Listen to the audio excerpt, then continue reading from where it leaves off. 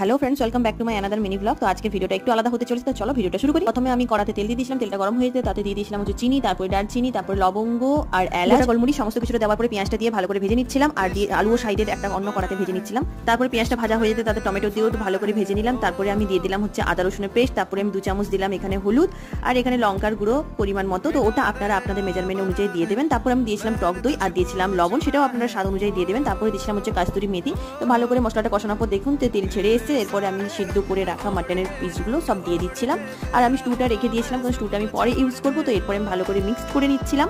তো দেখুন কত সুন্দর তেল ছেড়ে এসছে। এরপর আমি বেশ খানিকক্ষণ ভালো করে কষিয়ে নেব। তো মাংস ভালো করে না কষালে না মাংসের টেস্ট আসে না। তো তারপরে আমি ভালো করে অর্ধেক কষানোর পরেই দিয়ে দিব হচ্ছে আলুগুলো। তারপরে আমি আরও ঢাকা দিয়ে আরও ভালো করে কষিয়ে নিয়েছিলাম। তারপরে আমি এখানে ইউজ করছিলাম হচ্ছে মটনের যে মশলাটা পাওয়া যায়, তো ওই মশলাটা দেওয়ার পরে এরপর আমি স্টুটা দিয়ে দেবো এর মধ্যে। তো আপনারা চাইলে জলও দিতে পারেন, বাট আমি বেশি ঝোল চাইছিলাম না, তো সেই জন্য শুধু খানিকক্ষণ ফুটিয়ে নেওয়ার পর দেখুন কালারটা কত সুন্দর চলে এসেছে। তো আজকের মতো টাটা, বাই।